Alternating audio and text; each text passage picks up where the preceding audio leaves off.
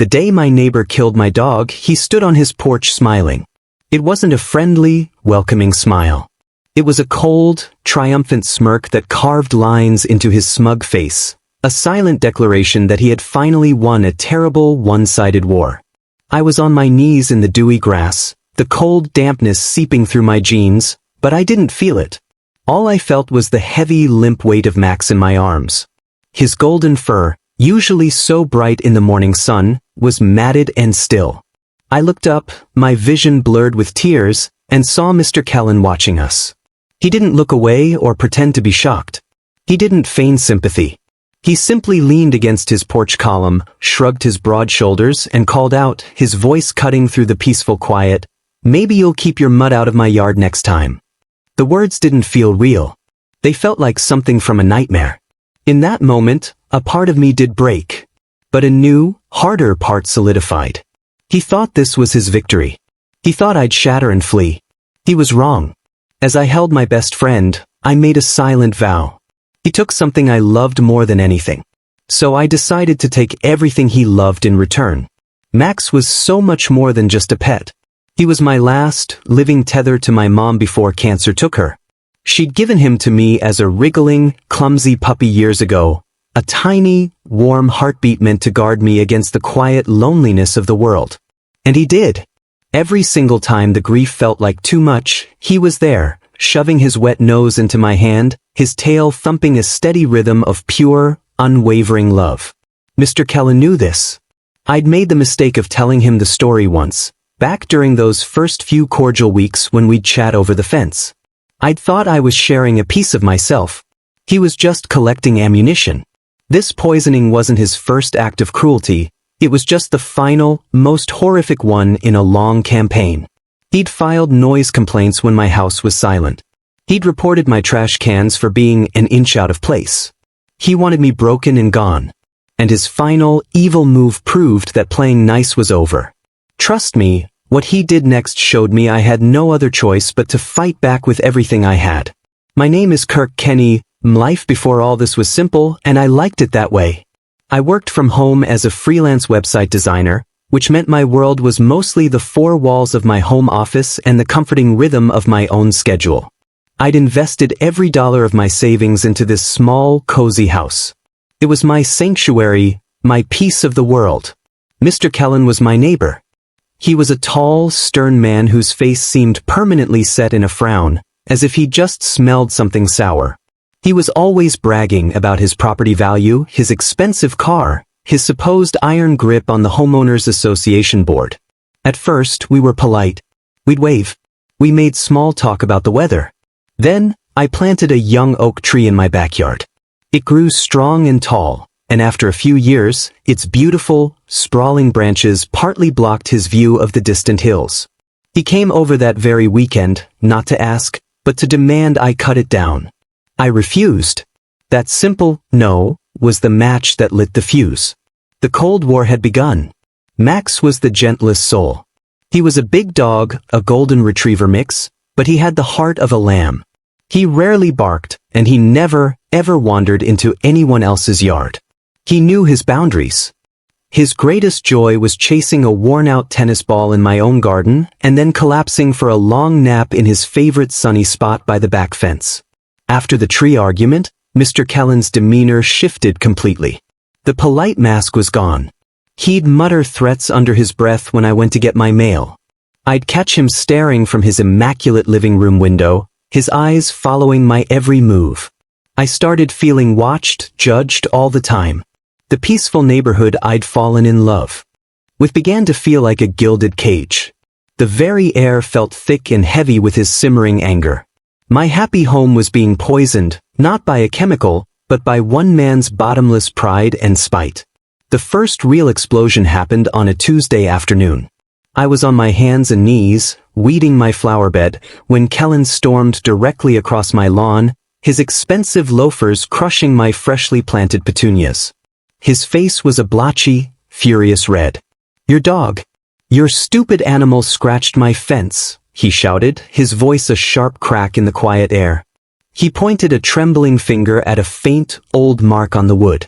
Max, who had been lying peacefully beside me, let out a scared whimper and scrambled to hide behind my legs.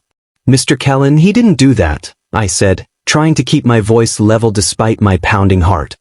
"He's been right here with me all afternoon." He took a step closer, invading my space. "You're a liar," he hissed, his voice low and venomous. "This neighborhood isn't for people like you. You don't belong here." His words hung in the air, toxic and loud. I saw old Mrs. Gable across the street peek through her blinds before quickly shutting them again, not wanting to get involved. The official fallout came 2 days later. A uniformed woman from animal control stood on my porch, holding a clipboard. My stomach dropped. Mr. Kellen had filed a formal report. He claimed Max was a dangerous, aggressive animal that had lunged and tried to bite him. I was utterly shocked and humiliated. The officer was kind and professional, but I still had to present all of Max's vaccination records and submit to her inspecting my terrified dog, who was now cowering behind the sofa. She saw immediately he was no threat and left, but the damage was done. The fear lodged itself deep in my gut, a cold, hard knot. What if she hadn't been so understanding? What if she'd believed Kellen and taken Max away? From that day on, I was paranoid, never letting Max out into the backyard without me standing right there, watching him like a hawk. The next morning, as I walked the property line, I found it. A strange, grainy white powder was sprinkled in a thin, deliberate line along the edge of my grass, right up against the fence. It clearly originated from Kellen's side. My heart hammered against my ribs so hard I felt dizzy. Was it poison? Had he already tried it? I panicked, my mind racing. But then doubt crept in. Maybe I was being hysterical. Maybe it was just a new kind of fertilizer or something to kill ants. I didn't want to be the person who cried wolf without absolute proof. I went inside, got the garden hose, and sprayed it all away, watching the suspicious powder dissolve and wash into the soil. I told myself I was being ridiculous. It was a decision, a moment of doubt and hope, that I would regret for the rest of my life. For a week, everything was deceptively calm. I was buried in a big web design project, and Max was his usual happy self. One afternoon, I let him out for his usual run while I went back to my desk to finish up. I watched him from the window for a moment. He sniffed around his favorite oak tree, did a lazy loop of the yard, and then laid down in his special sunny spot with a contented sigh. I turned back to my computer, typing away. About 20 minutes later, a horrific sound shattered the silence. It was a sharp, pained yelp, followed by a guttural, whining noise I had never heard him make before. It was a sound of pure agony. My blood ran cold. I threw my chair back and sprinted outside. The scene in my backyard is burned into my memory forever. Max was convulsing violently on the grass, his body twisting in ways it shouldn't. White, foamy drool bubbled from his mouth. His beautiful, trusting eyes were wide with terror and confusion, locked onto mine as I fell to my knees beside him. I screamed his name, but he was beyond hearing me. I scooped his heavy, seizing body into my arms, his fur already matted with saliva. I ran to my car, fumbling with the keys, tears streaming down my face so hard I could barely see. I laid him on the passenger seat and sped through the streets, my hand on his side, begging, pleading with him to hold on. "It's okay, boy, please, it's okay," I cried, but the words felt empty. I knew deep down that it wasn't okay. The vet tech saw my face and rushed out with a stretcher. They took Max from my arms and disappeared behind a heavy swinging door. I sat in the sterile, quiet waiting room, my clothes stained, my hands shaking uncontrollably. I couldn't form a coherent thought. All I could see were his scared eyes. After an eternity, the vet emerged. His face was grim, his shoulders slumped. He didn't need to say it. I knew. "I'm so sorry," he said softly. "We did everything we could. It was poisoning. Something very potent. There was no saving him." The world shrunk to a single, painful point. My best friend was gone. The drive home was a blur of tears and numbness. The passenger seat was terrifyingly empty. All I had was his blue leash, coiled on the fabric. I pulled into my driveway, my body moving on autopilot. And then I saw him. Mr. Kellen was standing on his porch, as if he'd been waiting. He leaned against a post, sipping from a coffee mug. As I got out of the car, holding that empty leash, he gave me that same cold, satisfied smile. Rage, hot and pure, erupted inside me. "What did you do?" I yelled, my voice raw and cracking with grief. He didn't even flinch. He just raised his voice, making sure any potential audience could hear, "Maybe now you'll finally take the hint and get out of this neighborhood." I broke down completely. Sitting in the driver's seat, parked in my own dark garage with Max's leash clutched in my hands, I sobbed until my throat was raw and my chest ached. The grief was a physical pain. But slowly, a different feeling began to burn through the sorrow. A cold, focused, and relentless anger. He had murdered my family. And he was smiling about it. I called the police. An officer came, a young guy who looked sympathetic. I told him everything. The threats, the powder, the smile. He listened, he took notes, but in the end he shook his head. "It's your word against his," he said gently. "Without any physical proof linking him directly to the poison, there's nothing we can do. I'm truly sorry for your loss." The system had failed. Justice was a myth. I was alone with my grief and my rage. The final, twisted insult came 3 days after I buried Max in the far corner of the backyard, under his favorite tree. I pulled a crisp, official letter from my mailbox. It was a violation notice from the HOA. Mr. Kellen had reported me for excessive yard debris and an unsightly, unkempt hole creating blight. The debris was a single, well-chewed stick Max used to carry around. The hole was the sacred, freshly turned earth where I had laid his body to rest. He wasn't just evil, he was mocking my deepest grief. He was dancing on my best friend's grave. I crumpled the letter in my fist, the paper cutting into my palm. That was it. The last of my sadness was incinerated by a cold, hard, diamond-sharp determination. He took something I could never, ever replace. So I would take the one thing he couldn't live without. My revenge would not be loud or messy. It would not be a crime of passion. It would be quiet, methodical, intelligent, and utterly complete. I knew exactly what Mr. Kellen loved most in the world. His property. His house was his kingdom, his status symbol, his everything. I would reduce that kingdom to dust. I started my research that very night. After my day's work was done, I opened my laptop. I wasn't designing websites anymore. I was becoming a detective. I began digging, not in the dirt, but through the digital bowels of public records. Property histories, county permit databases, archived HOA meeting minutes. I was looking for a crack in his foundation. I was going to find his weakness and exploit it with surgical precision. I remembered that Mr. Kellen had built a large, expensive sunroom addition onto the back of his house about 2 years ago. It was a beautiful structure, all glass and polished cedar wood, and he loved to show it off at the rare neighborhood gatherings he hosted. I navigated to the county's online building permit portal. My fingers trembled as I typed his address. The search results came up. There were permits for a new water heater from 5 years ago for some minor electrical work. I scrolled, my heart pounding. There was no permit for a sunroom. None. Not a single document for a massive, permanent structural addition. A slow, cold smile spread across my face for the first time in weeks. This was it. This was the thread I would pull to unravel his entire world. But one violation might only result in a fine, a slap on the wrist. I needed a mountain of violations so high he would be buried alive by them. I kept digging, my eyes straining in the blue light of the screen. I found records of significant plumbing work he'd had done around the same time as the sunroom. The official permit described it as a simple main-line pipe repair. But I vividly remembered the construction. A massive trench had been dug across his backyard, deep and long. I spent hours cross-referencing city plumbing codes and schematics. My research confirmed it. He had illegally rerouted his main sewer line, a serious and complex violation, to accommodate the new foundation for his illegal sunroom. This wasn't just a mistake, it was a deliberate, dangerous deception. The final, beautiful piece of the puzzle was the HOA itself. Kellen was so proud of his influence over the board. I pulled up the digital archives of their monthly meetings, PDFs of scanned, typewritten minutes.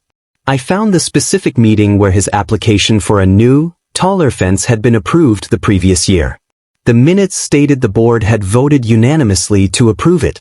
But I knew for an absolute fact that one board member, the sweet old Mrs. Gable, had been visiting her daughter out of state during that entire week. I found the scanned approval form with her signature.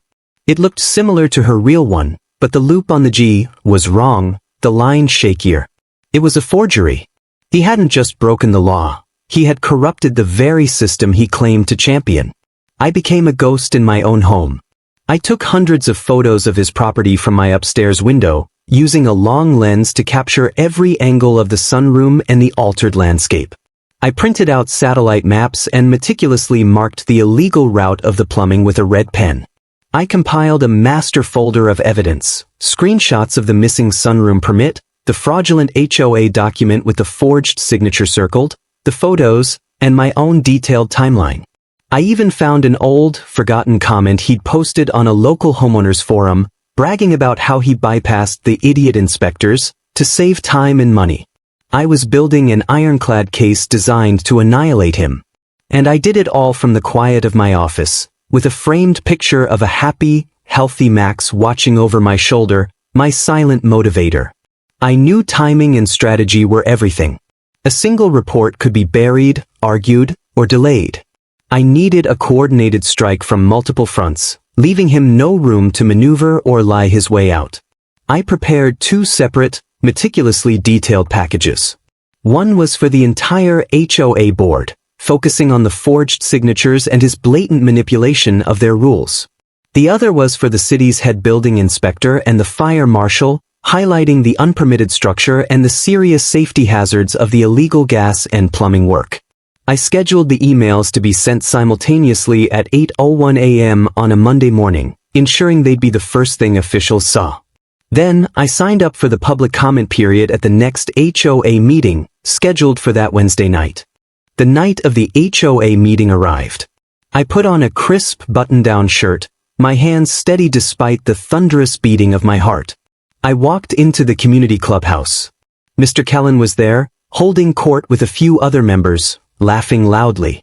He saw me and his eyes narrowed, a smirk playing on his lips. He probably thought I was there to plead about my ridiculous violation notice. When the time for resident comments came, I walked to the microphone. I looked directly at the board president, then let my gaze settle on Kellen. I have a question regarding community safety standards, I began, my voice clear and calm, betraying none of the storm inside. Specifically, is an uninspected gas line, installed as part of a known, unpermitted structure, considered an immediate safety hazard requiring condemnation? The room fell into a dead, profound silence. You could have heard a pin drop. Kellen's face underwent a dramatic transformation, from smug confidence to confused irritation, then to dawning horror as the meaning of my words sank in. His skin turned a sickly pale gray. "What is she talking about, Robert?" the board president asked, turning to him. I didn't wait for him to form a lie. I calmly explained that I had growing concerns about the structural and safety integrity of Mr. Kellen's sunroom and had, out of an abundance of caution for the whole neighborhood, already forwarded all my documentation and evidence to the city inspection department for an urgent evaluation. I never raised my voice. I just stated facts. The look on Kellen's face was one of pure, unadulterated panic. He knew the game was over. The meeting erupted into shocked chatter. He stood up so fast his chair screeched and fell over backwards, and he stormed out of the room without another word. The very next day it happened. A large white truck from the city building inspector's office and a van from the fire department pulled up in front of Kellen's house. I sat on my porch with a mug of coffee, watching the scene unfold like a satisfying movie. Kellen rushed out, his face purple with rage, yelling and waving his arms, trying to physically block the inspectors from entering his property. The lead inspector just calmly held up a printed copy of my email and pointed authoritatively towards the sunroom. Neighbors began to gather on their lawns, watching silently. Mrs. Gable stood on her driveway, her arms crossed tightly over her chest, a grim look of satisfaction on her face. The official spent hours inside his house and in his backyard, taking measurements, notes, and photographs. A week later, the official notices, bright yellow and impossible to ignore, were posted on Kellen's front door. I later learned the full extent of the damage. The sunroom was officially condemned, deemed structurally unsound and a fire hazard. It had to be completely torn down at his own expense. The illegal plumbing had to be excavated and entirely redone by a licensed city-approved contractor, a job costing well over $50,000. The city fines for the unpermitted work were astronomical. On top of that, the HOA, furious at being manipulated, levied their own massive fines for the violations and the fraud. The total financial burden was more than the value of his mortgage. The bank initiated foreclosure proceedings. His kingdom was crumbling under the weight of his own lies. Mr. Kellen was utterly broken. Over the following weeks, I'd see him occasionally, loading boxes into his car. The arrogant swagger was gone. He moved like a much older man, slumped and defeated. He never once glanced in my direction. The for sale sign that went up wasn't his, it was the bank's. He had lost all control. He had lost the prized possession he had bragged about every single day. He moved out on a gray, drizzly afternoon. No friends came to help him. No family. I watched from my living room window as his car, packed with his last boxes, pulled away from the curb for the final time. I felt no joy, only a profound, quiet sense of closure. I had never laid a finger on him, but I had taken everything that gave his life meaning. After he was gone, the very atmosphere of the neighborhood changed. Mrs. Gable came over the next day with a fresh apple pie. She apologized with tears in her eyes for not speaking up sooner against his bullying. She confided that Kellen had intimidated everyone for years, but people were too scared of his retaliation to stand up to him. Other neighbors began waving and smiling genuinely again, stopping to chat. The air itself felt lighter, cleaner, the way it was always meant to be. I went to the garden center and bought a young, strong oak tree sapling. I planted it in the exact spot where Max loved to nap in the sun. It wasn't to replace him, that was impossible.